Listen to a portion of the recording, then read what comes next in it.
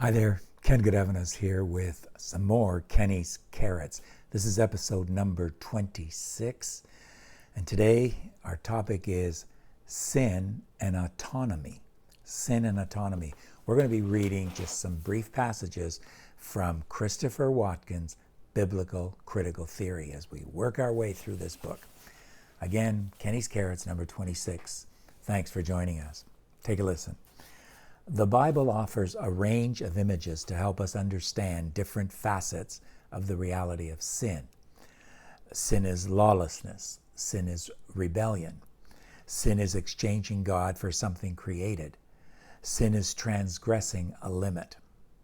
The church has also tried to understand all sins as flowing from a common source.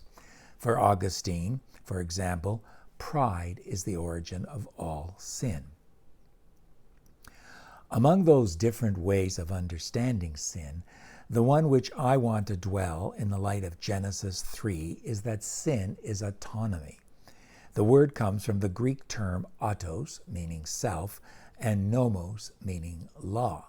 Adam and Eve chose to live by their own law, their own code of what is permitted and not permitted, rather than by God's law, and they chose to do so in the world that God had created and sustains, as the creatures God has created and sustains. In the context of Genesis 3, that is, chapter 3, autonomy manifests itself as deciding for oneself what is to be counted as good and evil. Note well, it is not, of course, deciding for oneself what is good and evil, only what is counted as good and evil, because God has already settled that question, and any new legislation that Adam and Eve passed down from their do-it-yourself parliament does not annul God's royal decrees. With whatever mix of reason, feeling, desire, and imagination, Eve vocally and Adam mutually are like company employees who fancy themselves as the boss's managing director, as if she should submit to them her report on what is good and evil so that they can decide whether or not they will sign off on it. This pretend usurpation has two sides: an implied demotion of God's status and an implied promotion of Adam and Eve's.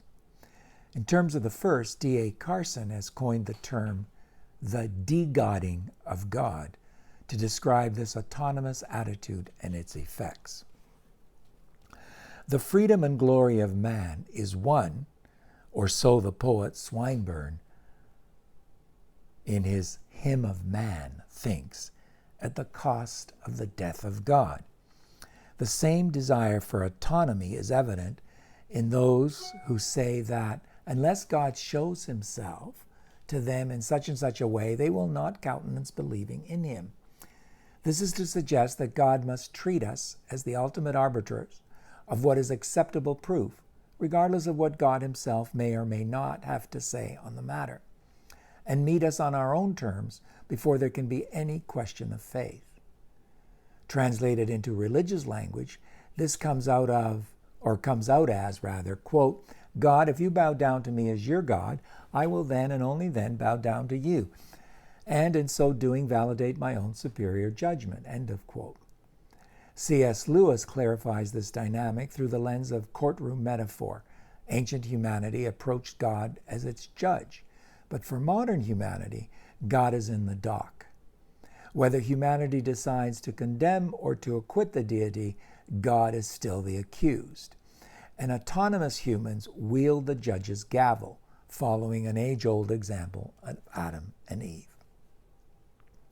One of the crucial pennies to drop in the minds of those who find their way to faith in their adult years is often the realization that if there really is a God, such as the Bible reveals him to be, then he is smarter than I am, and his judgment is more reliable than mine. If he and I differ on a matter, and if he is really God and I am really a creature, then it is more than reasonable to assume that he is correct and I am mistaken. To reach any other conclusion would require a bizarre routine of epistemological gymnastics. either God is God and I am not, in which case there is no reliable way. Either God is God and I am not, in which case his judgment is to be trusted over mine, or else God is not God, in which case there is no reliable way of satisfactorily arbitrating at all between what is reasonable and what is not. And I end with this. To know oneself is above all to know what one lacks. It is to measure oneself against the truth and not the other way around. Thanks for joining us. If you like what you're hearing, please say so. Also, please subscribe to our YouTube channel where we share these kinds of things, digging for scriptural gems. Till next time, I'm Ken Goodevans, and this is Kenny's Carrot.